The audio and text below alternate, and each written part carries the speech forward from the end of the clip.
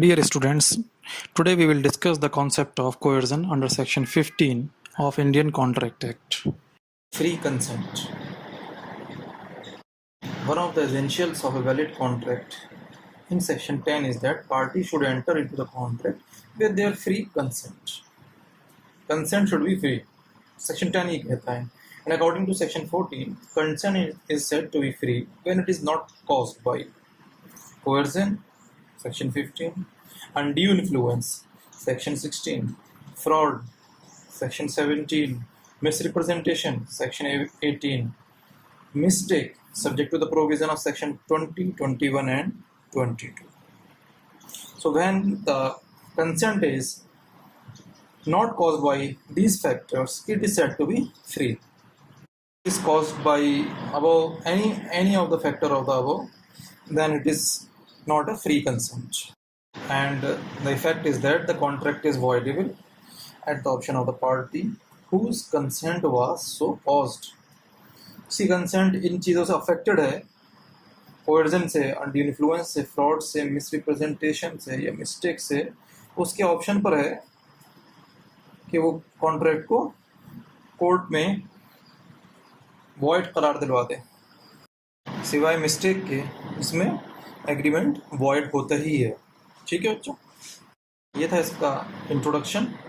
अब हम first element पढ़ते हैं, कोएर्जन. Coercion is defined under Section 15, and coercion is the committing or threatening to commit any act forbidden by the Indian Penal Code. Coercion वो है जो ऐसा गलत एक्ट किया जाए जो कि इंडियन पेनल कोड में फॉरबिडन है या उसके करने के बारे में डराया जाए, या अनलॉफुल डिटेनिंग और threatening to detain any property to the prejudice of any person, whatever the intention of causing any person to enter into an agreement. या अनलॉफुल डिटेन किया जाए उसकी प्रॉपर्टी को या उसके बारे में डराया जाए जो कि उस प्रॉपर्टी से उस व्यक्ति का, सामने वाले व्यक्ति का नुकसान हो, और ये काम सब इस नियत से किया जाए कि उसको एक एग्रीमेंट में एग्री कर लिया जाए, ये डरा के. इस तरीके से कोएर्जन क्या हुआ? कोएर्जन हुआ गलत काम का करना या उसके बारे में डराना, या प्रॉपर्टी को डिटेन कर लेना अनलॉफुल तरीके से, या उसके बारे में डराना कि थ्रेटनिंग टू डिटेन करना, और उस सामने वाले व्यक्ति का उससे नुकसान हो, और ये सब इस नियत से किया जाए with the intention of causing any person to enter into an agreement, कि वो सामने वाला एक एग्रीमेंट में आ जाए, एग्री कर जाए किसी भी तरीके से, इस डर से, इस खौफ से कि जो एक्ट किया गया है और वो एक्ट इंडियन पेनल कोड में फॉरबिडन है. कोएर्जन हुआ कमीशन और threatening of commission of any act जो इंडियन पेनल कोड में प्रोहिबिटेड है, फॉरबिडन है. उसका कमीशन होना या उसके बारे में थ्रेट करना, कोई भी एक्ट हो सकता है. मर्डर हो सकता है, थेफ्ट हो सकता है, सेक्सुअल हरासमेंट हो सकता है, किडनैप हो सकता है, एब्डक्शन हो सकता है. इस तरीके से इन चीज़ों के बारे में अगर डराया जाए, धमकाया जाए, या एक्चुअली ये कर दी जाए किसी के साथ में, किसी के रिलेटिव के साथ में, या किसी के फ्रेंड के साथ में, या किसी के उसके ख़ास जानने वाले के साथ में, या उसके साथ में जिससे उससे उसमें डर पैदा हो और उसको नुकसान हो, to the prejudice of any person, whatever, ये वर्ड है इसके अंदर. या ये चीज़ें करी जाएं, या अनलॉफुल डिटेनिंग हो या थ्रेटनिंग टू डिटेन हो, उसकी प्रॉपर्टी पे कब्जा कर लिया जाए, या प्रॉपर्टी, वैल्यूएबल आइटम्स, गुड्स ले ली जाएं, या थ्रेटनिंग टू डिटेन किया जाए, ये डराया जाए कि ये चीज़ें ले ली जाएंगी, चाहे वो डॉक्यूमेंट्स हो इम्पॉर्टेंट, या गोल्ड आइटम्स हो, ज्वेलरी हो, या ज़मीन हो, दुकान हो, मकान हो, शॉप. इस तरीके से प्रॉपर्टी की बात की गई है. With the intention of causing any person to enter into a contract, ये डराना धमकाना, ये कमीशन ऑफ क्राइम सिर्फ एक मकसद से है, ताकि वो सामने वाला डर के और घबरा के एग्रीमेंट साइन कर दे. और अगर डर और घबरा के वो एग्रीमेंट साइन कर देता है तो ये जो एग्रीमेंट है ये कोएर्जन से इंड्यूस्ड होगा, ये फ्री विल के साथ में नहीं होगा, और ये वॉइडेबल होगा. जैसे कि एक एग्जांपल ले लीजिए, ए ने पिस्टल तान दी बी के ऊपर और कहा कि अपनी गाड़ी बेच दो, जो गाड़ी की कीमत है 15,000 रुपये फॉर एग्जाम्पल, और 1,000 रुपये में बेच दो. ए ने बी के ऊपर पिस्टल तान दी और बी की कंसेंट ले ली कोएर्जन से, और बी ने घबरा के अपनी कहा कि ठीक है ले लो भाई, गाड़ी दे दो और मेरी जान छोड़ दो। तो यहाँ पर जो कंसेंट ली गई है ये इंड्यूस्ड है कोएर्जन से, ये फ्री कंसेंट नहीं है। और अगर ये डराया ना जाता तो वो अपनी गाड़ी 1000 में नहीं बेचता। ठीक है, इस तरीके से और भी एग्जाम्पल आप ले सकते हैं। Let's discuss the features of coercion. It is physical in nature. It is actual commission or threat to do an act which is prohibited by the IPC. IPC ने जिसको प्रोहिबिट कर रखा है वो एक्ट इसका थ्रेट किया जाता है या एक्चुअली इसको कमिट किया जाता है। It is violent in nature. Here the freedom of will is impaired. एक फ्री विल नहीं होती है, कंप्रोमाइज विल होती है। आदमी जबरदस्ती फोर्सफुली तरीके से अपनी विल देता है और वो एग्रीमेंट में आना पड़ता है उसको। एग्रीमेंट वॉइडेबल होता है, nature of the agreement voidable होता है, और जिसकी भी विल ली गई है उसकी कंसेंट, उसके पास ऑप्शन है कि वो इसको वॉइड डिक्लेयर करवा सके कोर्ट के अंदर। Burden of proof is on the person who alleges coercion. जो कोएर्जन को एलीज करता है उसके ऊपर बर्डन ऑफ प्रूफ है कि वो साबित करे। The party who wants to avoid the contract has to restore any benefit he or she has received under the contract. तो कॉन्ट्रैक्ट, इस कॉन्ट्रैक्ट में कुछ भी अगर लिया है उन्होंने बेनिफिट तो वो वापस भी करना होता है उनको। ये फीचर्स हैं इसके। Let's see essentials of coercion. First is act forbidden by the Indian penal code. Act, if a person commits or threatens to commit an act, करता है या उसके बारे में डराता है, जो कि forbidden by the Indian Penal Code with a view to obtaining the consent of the other, जो कि Indian Penal Code से forbidden है और इस नियत से सामने वाले की कंसेंट ले ली जाए कि एग्रीमेंट पर आपको कोई हथियार लगाकर, एक गन लगाकर आपके हेड पर कहता है कि मैं तुम्हें गोली मार दूंगा, नहीं तो साइन करो सामने वाले डॉक्यूमेंट्स पर और एग्री करो इससे। तो ये यहाँ पर अगर आपने साइन कर दिया है तो आपकी कंसेंट कोएर्जन से इंड्यूस्ड है, तो ये एग्रीमेंट वैलिड एग्रीमेंट नहीं है। आप उसको चैलेंज कर सकते हैं कोर्ट में, और ये कोएर्जन से इंड्यूस था, आपकी इंटेंशन नहीं थी, आपकी कंसेंट कोएर्जन से अफेक्टेड थी। सो कोर्ट इसको वॉइड डिक्लेयर करे। ये वॉइडेबल है अभी, और आप इसको वॉइड डिक्लेयर करा सकते हैं कोर्ट से रिक्वेस्ट करके। आप ये बता सकते हैं और साबित कर सकते हैं कोर्ट में। तो ये एक एग्जाम्पल हो गया इसका। और any other example where the person is actually committing certain act that I will kill him, he actually killed one of your child, and then you are being induced, you are being forced to sign certain document, or you are forced to give him certain thing to save your family. So, or in another case, he has taken over the possession of your some property, movable or immovable, and he is now threatening to sell or dispose of the property unless you agree to his demand, to agree to a certain contract. अगर आप उसके डर की वजह से किसी contract में शामिल हो जाते हैं, जो कि डर उसने पैदा किया है किसी प्रॉपर्टी पर कब्जा करके या आपके परिवार के किसी व्यक्ति को नुकसान करके, तो ये आपका एग्रीमेंट में आना, किसी कॉन्ट्रैक्ट में आना, ये उसे कुछ दे देना, ज़मीन, इमूवेबल प्रॉपर्टी या और कोई एग्रीमेंट जो कि आपकी फर्म से रिलेटेड है या बिजनेस से रिलेटेड है या उसका कोई लोन से रिलेटेड है।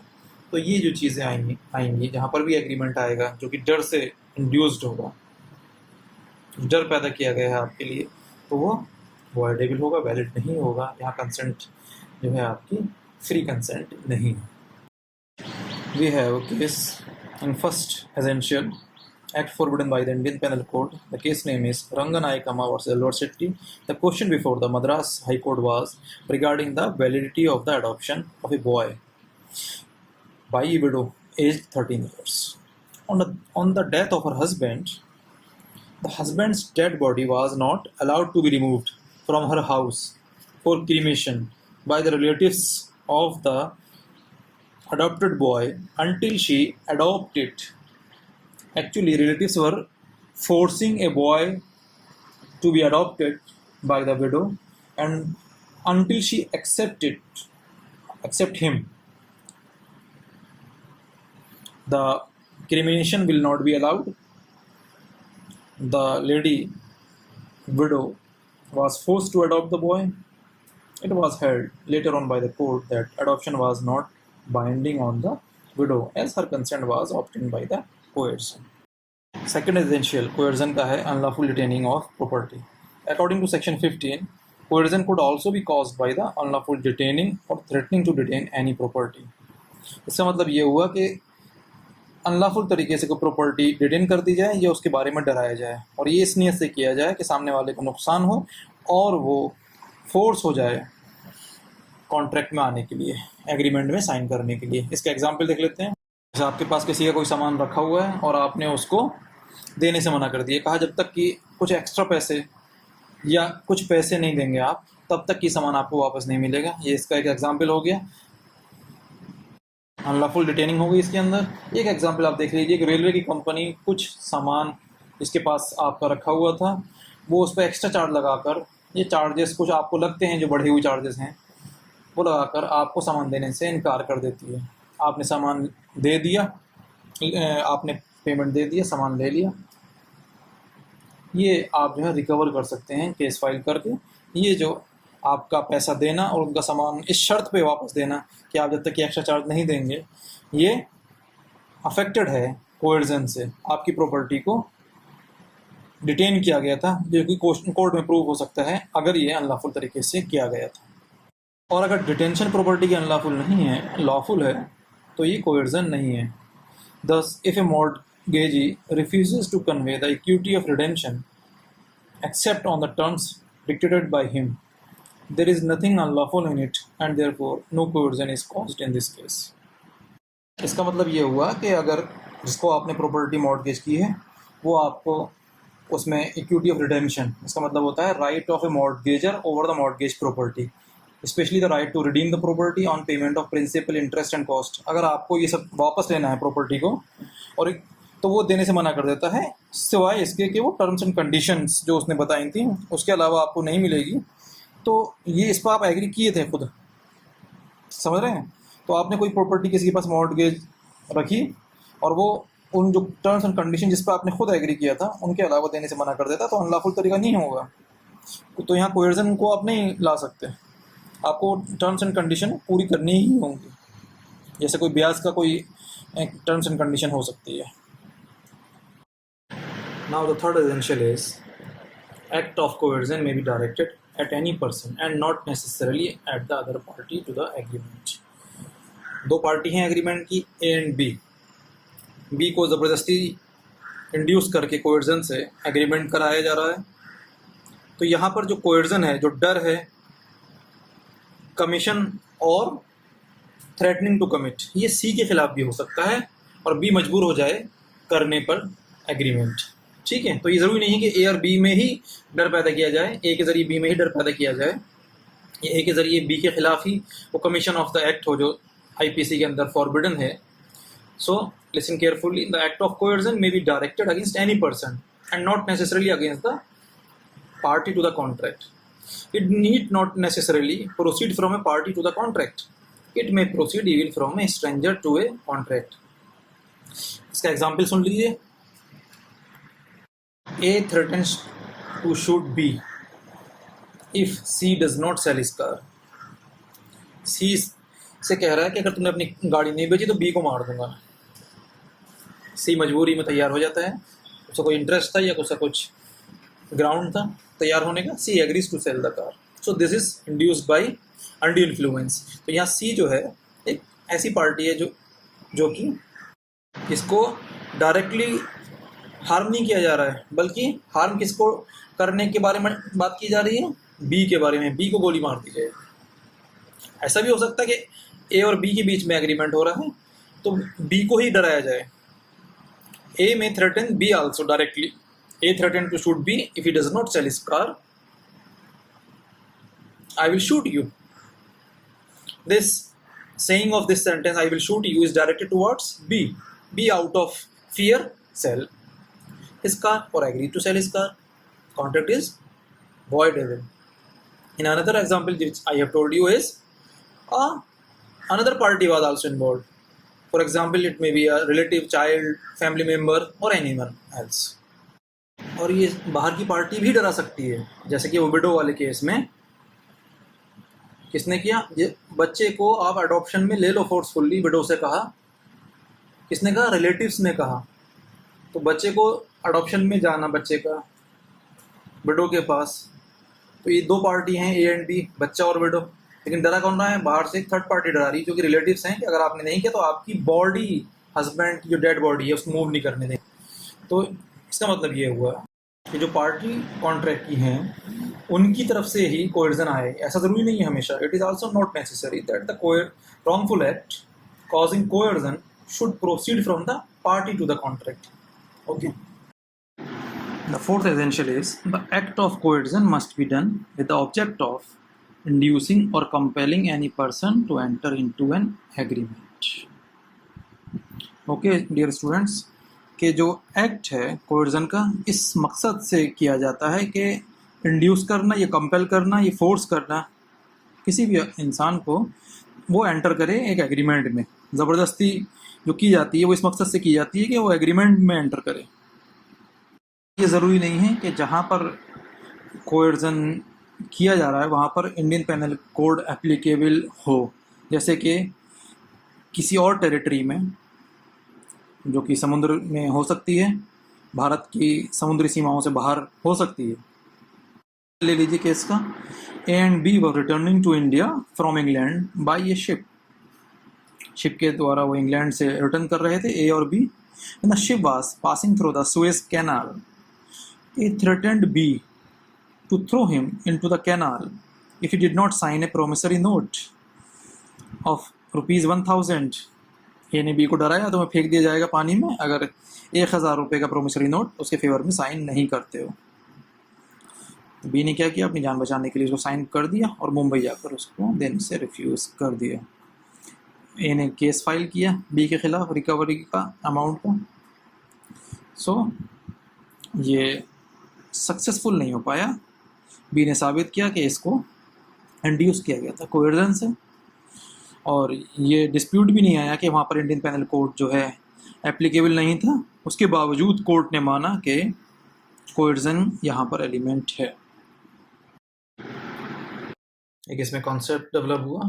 केस का नाम है workman of Appin tea estate versus industrial tribunal, AIR 1966 Assam 115।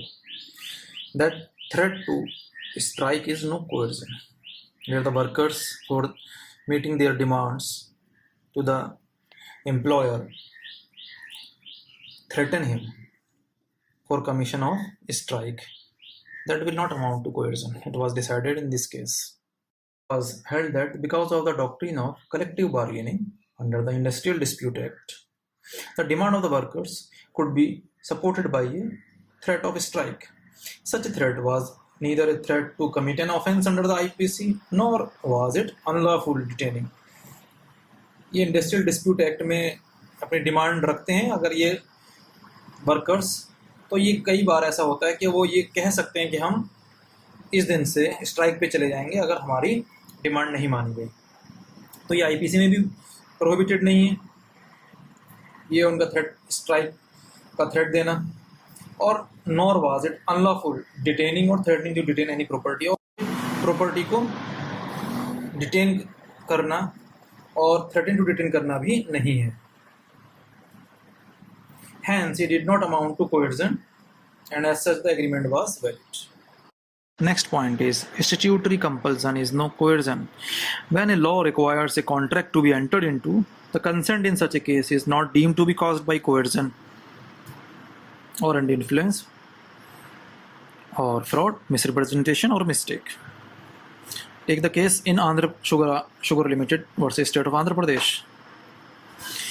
If any cane grower offered to sell his sugarcane to a factory in a particular zone, the law prescribed that the factory was bound to accept the offer of farmer to sell his produce to sugarcane to the sugar factory.